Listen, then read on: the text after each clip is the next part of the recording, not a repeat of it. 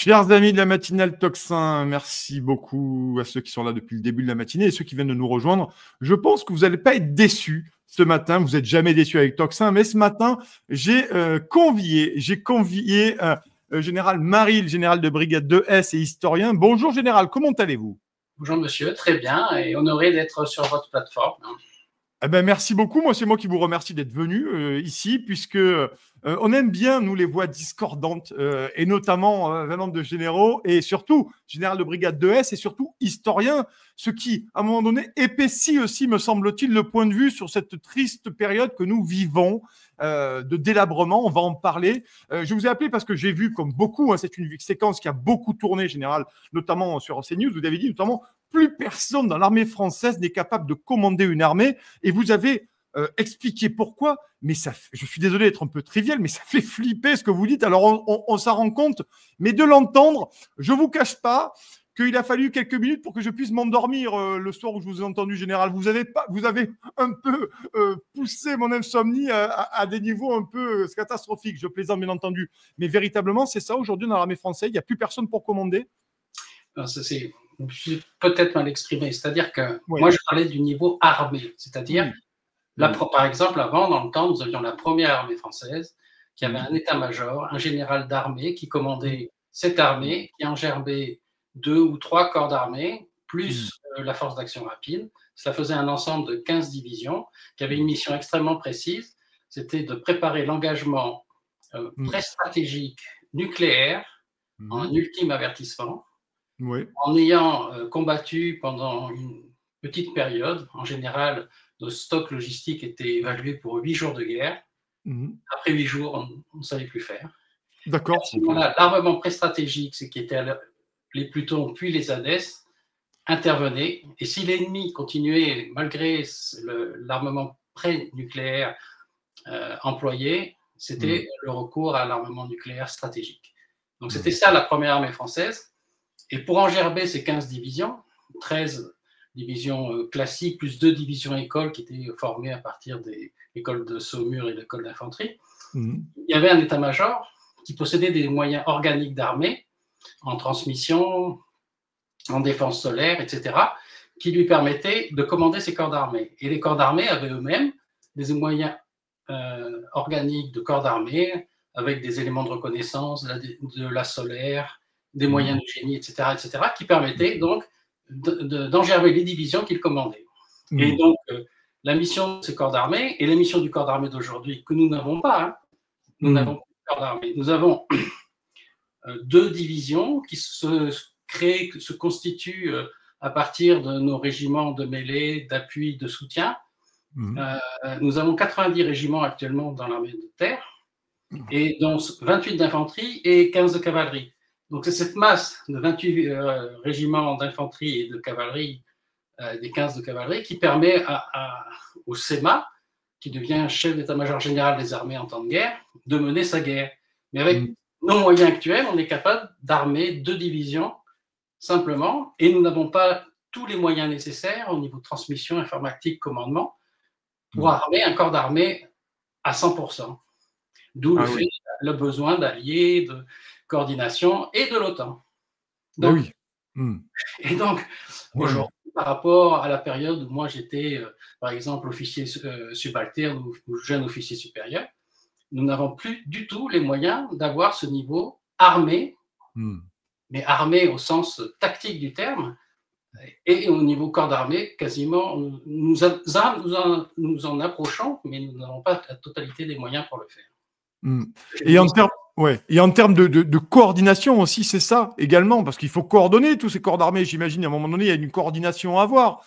On ne peut pas faire chacun dans son coin sa petite stratégie, j'imagine, général, non? Bien sûr, donc c'est pour ça qu'il y avait une armée. Le niveau armé qui a disparu donc, de l'organigramme de l'armée de terre française, qui avait cette fonction de coordonner, de commander d'abord. Mais pour commander, il faut avoir des moyens de liaison.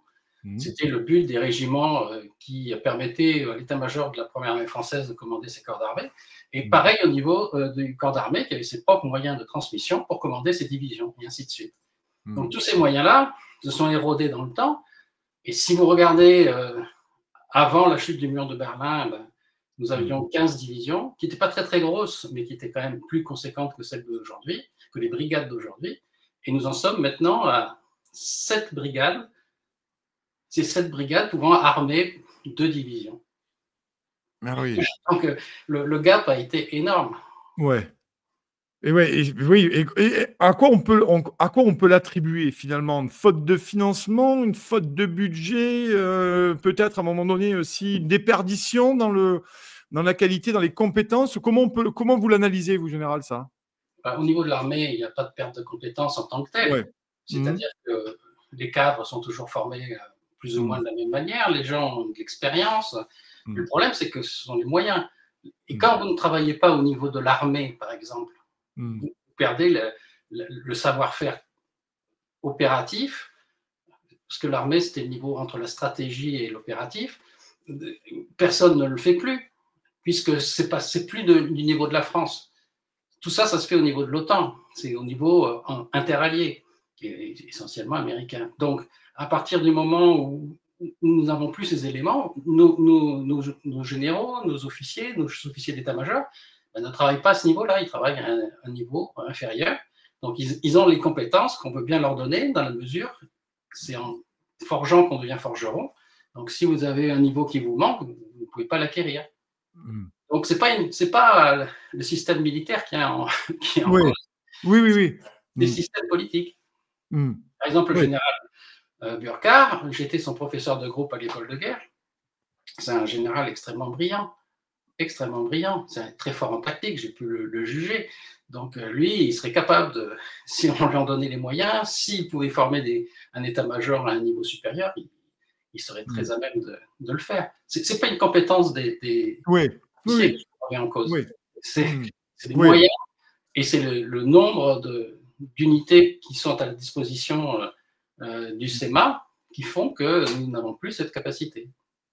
Et quelles seraient les solutions, selon vous, pour essayer de recouvrer ce que nous avions il y a une dizaine, vingtaine, trentaine d'années, grosso modo aujourd'hui? Les moyens, vraiment les moyens budgétaires et la volonté politique? La volonté politique, elle a fait défaut depuis la chute du mur de Berlin. Ouais. Je me souviens, je préparais le concours de l'école de guerre quand un colonel nous a dit « Vous allez bientôt regretter la chute du mur de Berlin », parce qu'en fait, depuis cette époque-là, nos budgets se sont effondrés. Alors, comme nos politiques n'ont plus vu la guerre comme étant un horizon, ils ont commencé à construire une armée, j'allais dire, d'intervention extérieure, avec les moyens nécessaires pour accomplir les missions auxquelles l'armée française était se heurtée.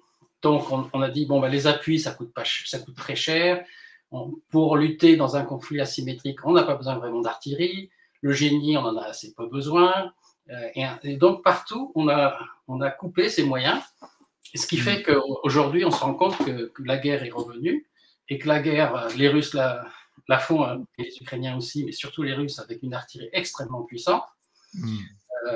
Les drones, bien sûr, qui sont une nouveauté du champ de bataille à cet échelon-là, font que nous-mêmes, nous sommes quand même très en retard. Ensuite, nous, on avait opté pour des drones lourds, alors qu'on s'aperçoit que ce sont des drones très, très petits, légers, qui font extrêmement mal et qu'on emploie massivement, en essaim s'il le faut. Donc tout ça fait que nous sommes un peu déclassés, malgré notre capacité technique, la qualité de nos ingénieurs, la qualité de notre industrie d'armement. Mais ce sont des choix et des orientations qui ont été donnés qui font qu'aujourd'hui, on découvre une guerre de haute intensité qui ont eu des aspects extrêmement modernes et des aspects assez archaïques, depuis Vauban ou même avant, où la tranchée est revenue à l'ordre du jour. Donc, de la masse, c'est l'infanterie, la masse, c'est l'artillerie, la masse, c'est les drones, et tout ça, nous n'en avons pas, puisque au moment de la guerre en Ukraine, nous disposions de 120 canons, on en a donné pas mal, maintenant on en a à peu près 79. Donc, vous comprenez que c'est un échantillonnage pour l'instant.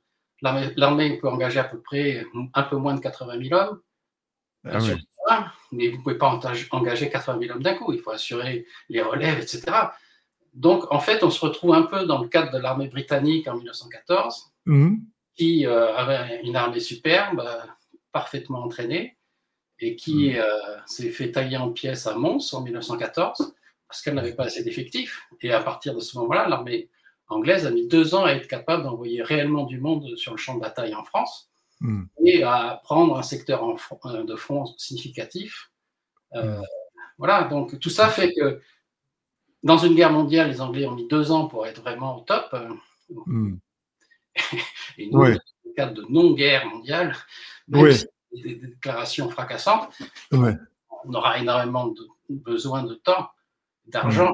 Et surtout, le problème, c'est qu'une fois que vous avez des budgets, si on les a, si vous avez les matériels, si on les a, si vous n'avez pas des hommes qui sont capables de s'en servir au niveau du sacrifice ultime, puisqu'en fait, le soldat, sa vocation, c'est de vaincre, de ne pas être tué, mais le risque d'être tué fait partie de l'équation.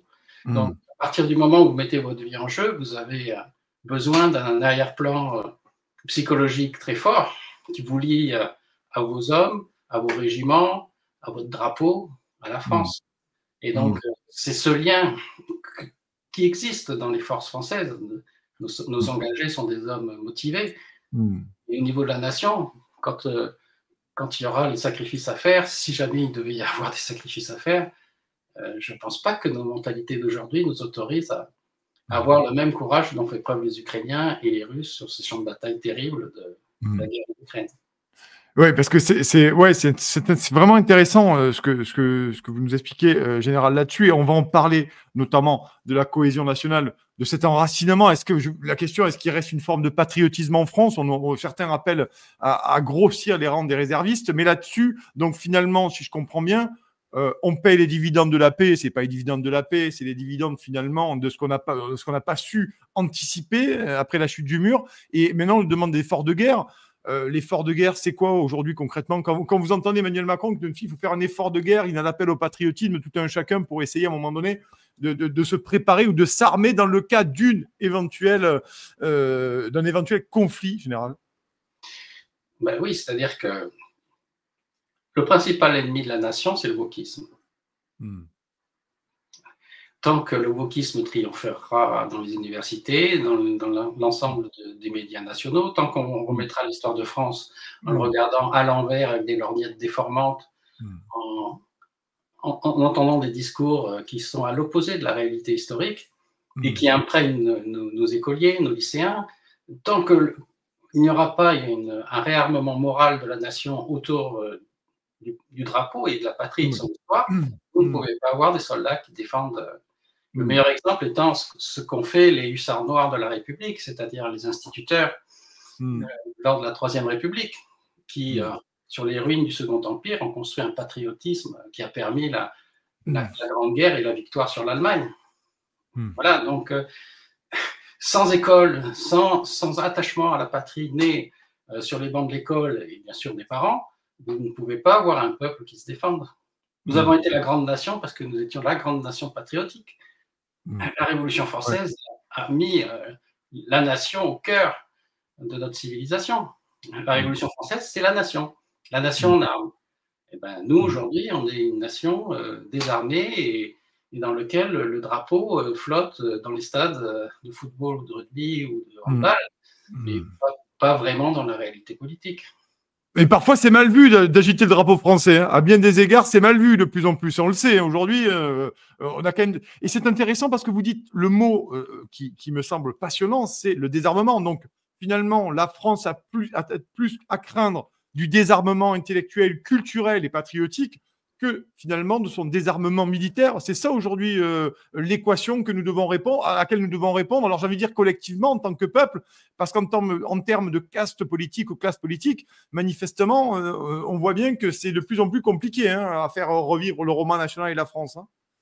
Bien sûr, parce qu'en fait, vous avez un discours qui s'est fondé sur le commerce libre, la mondialisation, c'est la sortie de l'histoire, c'est la sortie de la guerre. Donc, les gens ont pensé que la nation était un obstacle à la modernité et au bonheur du futur. Donc, ils ont voulu s'attaquer à la nation et à ce qu'elle représentait, et ils ont commencé par l'histoire. Et ils se sont appuyés sur une réinterprétation historique wokiste de notre histoire pour dire aux Français, ben, vous êtes des affreux, vous êtes que des affreux, et donc vous n'avez pas de légitimité en tant que peuple. Voilà, c'est le président Macron qui avait dit qu'il n'y avait pas d'histoire de France. Oui. Donc, tout ça, ça vient de loin. Et ça vient aussi de l'erreur de tous nos présidents et gouvernants qui ont pensé que, à l'aune de l'effondrement du mur de Berlin, il n'y avait plus de danger de guerre. Or, l'OTAN a mené beaucoup de guerres. Si on regarde ce qui s'est passé depuis l'effondrement du mur de Berlin, la guerre en ex-Yougoslavie, ensuite, vous avez eu la guerre du Kosovo, qui s'est faite contre la Serbie. Belgrade a quand même été bombardée par l'OTAN. Hein. Les Allemands français ont attaqué la Serbie, qui était historiquement notre grand allié dans les Balkans. On a arraché de force le Kosovo à la Serbie, avec une guerre donc menée par l'OTAN. Cette guerre menée par l'OTAN s'est faite sans mandat des Nations Unies, puisque la Russie ne l'avait pas voté. Donc, si vous voulez, on s'est assis sur la légitimité de l'ONU pour mener une action, parce que nous étions du fort au fort. Du fort au faible, pardon. Et la Russie, avec la destruction de l'Union soviétique en cours, etc., s'est retrouvée dans une situation où elle n'avait plus son mot à dire, parce qu'elle était j'allais dire en destruction ou en reconstruction. Donc ça a fait que la guerre dans les Balkans a été quand même pour les Russes une humiliation, puisque c'était les alliés traditionnels de la Serbie. La Première Guerre mondiale vient du fait que la Russie a soutenu la Serbie contre l'Autriche-Hongrie. Tout ça fait que c'est une chose qui a beaucoup heurté. Ensuite, vous avez les guerres en Irak qui ont été menées sous l'égide américaine. La première guerre en Irak a été de toute façon tout à fait légitime, puisque l'Irak avait envahi le Koweït. Et donc, il y a eu une réaction. La deuxième guerre d'Irak, le président Chirac n'a pas voulu qu'on s'y associe. Parce qu'il trouvait qu'elle avait un relent comment dirais-je, qu'elle n'était pas légitime. Oui, illégitime, oui. Voilà. Donc, à partir de là, mais les Russes ont toujours regardé. L'Irak était armé par les Russes, donc les 72, etc., qui ont été détruits par les Américains, font que les Russes, de ce côté-là, ils ont une vision où ils se disent que l'OTAN n'est pas si sympa que ça. Et ensuite, vous avez Harmattan, pour nous Français, c'est-à-dire 2011, la Libye, où les Russes ont voté. On leur avait garanti qu'on ne s'occuperait que de protéger les populations, et finalement, on a fait tomber Kadhafi. Là, les Russes se disent, mais vous nous avez menti. Donc, cette histoire, vous la liez ensuite à la problématique de ce qui s'est passé dans le Donbass, les différents accords de Minsk, dans lesquels le président Hollande a dit personne n'a pris au sérieux les accords de Minsk, sauf que les Russes l'avaient pris. Donc, quand le président Macron dit on ne peut pas avoir confiance aux Russes, les Russes n'ont pas confiance aux Occidentaux. Il faut toujours regarder, lorsque vous avez une guerre, l'autre. Même si c'est votre ennemi, vous devez comprendre l'autre et regarder comment il vous perçoit. Et ça, nous ne le faisons pas.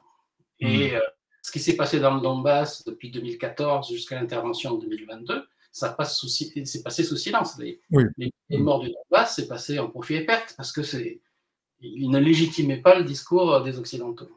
Donc tout ça fait que le contexte dans lequel nous sommes font que si jamais nous devons faire des actions, envoyer des troupes en Ukraine, etc., si les Russes ne veulent pas, nous n'aurons pas les moyens de l'imposer. Allez-y, Jean. Oui, parce que nous sommes trop faibles. Avec 77 000 hommes de l'armée de terre et nos 200 avions et nos 200 de chars, qu'est-ce que vous voulez que nous pesions? C'est pas grave. Mais j'imagine tout de même qu'Emmanuel Macron, un bon chef de guerre, qui s'est senti obligé de dire c'est moi le chef au tout début de son premier mandat, tout de même. Enfin, je pense qu'un chef, ça s'incarne et ça s'impose pas, mais bon, peu importe. Il a conscience de ça, général. Il le sait bien tout de même. Il y a des gens qui lui disent, qui tapent à la porte de son bureau en disant on peut pas, en fait, c'est pas possible aujourd'hui. Ça je ne sais pas, je ne suis pas dans le secret utilisé. Ce que je peux vous dire, c'est que un homme politique, il a toujours un arrière-plan personnel ou un arrière-plan stratégique dans lequel sa personne en elle-même entre en jeu. Donc, c'est peut-être un moyen de forcer à une fédéralisation, à aboutir à ce que les Français n'ont pas voulu en 2005. Exactement, oui. On a quand même tordu le bras avec Lisbonne. Oui, plus que tordu le bras en général, hein. Plus que tordu le bras, les deux bras on leur a tordu là. Et donc, on en arrive à une situation où les hommes politiques veulent arriver à un objectif, que ce soit pour ou contre l'opinion publique, dans la mesure où ils pensent qu'eux, ils savent et que le peuple ne sait pas. Et donc, c'est peut-être une marche forcée vers une Europe fédérale ou une armée fédérale, mais pour avoir une armée fédérale, il faut avoir une politique étrangère unique. Et quand on regarde les Italiens ou les Hongrois ou les Slovaques ou les Polonais, les objectifs ne sont pas uniques. Et si la Pologne, qui pense constituer une armée de 500 000 hommes à relativement court terme, qui serait la première armée en Europe, je ne pense pas que les Polonais la mettront comme ça au service de la Commission européenne, alors qu'eux, ils pensent que leur armée a pour objectif premier la survie de la Pologne, par exemple. Donc, pourtant, la Pologne demande générale, Donald Tusk cette semaine a commencé à dire que sur la dissuasion nucléaire, il faudrait à un moment donné que la Pologne ait un droit de regard en cas d'agression russe. Là aussi, on a quand même un truc, mais on se dit, mais c'est pas possible sur la question de la dissuasion nucléaire, qui est notre fleuron et notre souveraineté totale, hein, notre assurance vie aussi. Hein, absolument. Et pour cela, il faut que la nation soit au cœur de nos gouvernants. Et que donc, puis nos moyens, nos 290 têtes nucléaires, etc., vous imaginez les engager et que Paris soit rasé pour avoir défendu Varsovie. C'est pas si les Français l'accepteraient. Donc, déjà, le bouclier nucléaire américain, moi, je me suis toujours demandé si les Américains accepteraient de voir New York et Washington partir ensemble. Vous savez, lorsqu'en 1917, les États-Unis sont rentrés en guerre, Jean-Jules Jusserand, qui était l'ambassadeur de France aux États-Unis, nous a dit: si vous croyez que les Américains vont être émus par le million de morts que nous avons déjà consenti sur les champs de bataille en Europe, vous vous trompez. Les Américains ont une vue qui leur est personnelle, qui est extrêmement froide et lucide, et donc puisqu'ils sont rentrés en guerre, ils rentreront en guerre avec leurs objectifs, pas les vôtres. Et ça a été les fameux points de Wilson. Et c'est pour ça que l'armée française, Clémenceau et l'armée française ont arrêté les frais très rapidement lorsque les Allemands ont demandé le 11 novembre l'armistice, parce que le poids de l'armée américaine, qui a été assez faible au début, voire très faible, en 1918, en octobre 18, l'armée américaine n'a que moins de 80 km de secteur de front en France, mais ils commençaient à dépasser le million d'hommes, etc. Et c'est eux qui allaient devenir, en 1919, la première armée de l'Entente. Et donc, à partir de ce moment-là, c'est les Américains qui auraient complètement imposé leur point de vue. C'est pour ça qu'on a arrêté. Mais l'inconvénient, c'est que les Allemands ont cru qu'ils n'avaient pas perdu la guerre. Et c'est comme ça que le mythe du coup de poignard dans le dos est né. Donc, il faut faire très attention lorsque vous avez des alliés comme les Américains, parce qu'ils ont leur objectif. Et Trump, finalement, il représente l'Amérique comme elle a souvent été. Oui. Là-dessus, il nous reste 5 minutes, Gérard. Je vous remercie d'être là ce matin pour ceux qui viennent nous rejoindre. Général Marie, le général de brigade de S et historien. Je voudrais qu'on parle sur les 5 dernières minutes qui nous restent, sur notamment comment peut-on revenir à une forme de patriotisme. Vous avez parlé du wokisme, bien entendu, du désarmement intellectuel et culturel de millions de gamins, de jeunes, on voit bien, notamment l'éducation nationale. Est-ce que c'est quoi? C'est un changement de paradigme dans l'éducation nationale? Vous avez parlé des hussards noirs. Est-ce que c'est le réapprentissage du roman national, du retour du service militaire? Comment on fait à un moment donné pour remobiliser? Alors, ça ne se fera pas un claquement de doigts, on est d'accord, mais qu'est-ce qu'il faudrait faire immédiatement pour essayer de refaire de ce pays une nation avec des citoyens et patriotes aussi, hein? Parce que c'est un gros mot aujourd'hui, mais moi, je crois que ce n'est pas un gros mot, manifestement. Et d'ailleurs, on le voit aujourd'hui que ce n'est pas un gros mot. Oui, mais le problème, c'est qu'il faudrait il y ait une mobilisation intellectuelle dans les médias qui, à mon avis, n'existe pas. Il faudrait que les enseignants aient d'autres critères de référence dans leur façon de voir les choses. Vous savez, ma femme était professeure de français. Hein. Ouais. Donc, quand elle disait qu'elle était la femme d'un officier, on lui disait « Ah, mais pourtant, t'es sympa. » Donc, vous voyez, ah oui, d'accord. On part de loin. Donc, c'est ça. il y a un moment donné où il faut que les gens comprennent que la nation, c'est l'assurance vie des gens. Mm. Et l'armée, c'est comme une assurance. On paye une assurance. Si elle ne sert pas, ben, tant mieux. Mais si elle est Mm. tout risque, c'est mieux que si elle est au tiers. Et Mm. donc, on a été au tiers, voire Ouais. moins qu'au tiers Ouais. depuis 1992, Mm. 10 même. Et ce qui fait que le réarmement intellectuel, patriotique, ça peut venir que de la base, que des gens comme vous. Mm. Sinon, je vois pas le mammouth, entre guillemets, comme parlait Ouais. Oui. ça, je crois que c'était Monsieur Allègre. Ouais. Feu Claude Allègre, oui. Mm. Donc, et puis, quand vous voyez comment sur les radios ou les télévisions, Mm. autres que les télévisions privées, Ouais. le Mm. discours est toujours à la charge lorsqu'on parle de notre histoire, Mm. pratiquement toujours. Donc, on est toujours dans cette logique où la France Mm. n'est pas présentée sous un jour qui, Mm. en tant qu'historien, je trouve scandaleux souvent.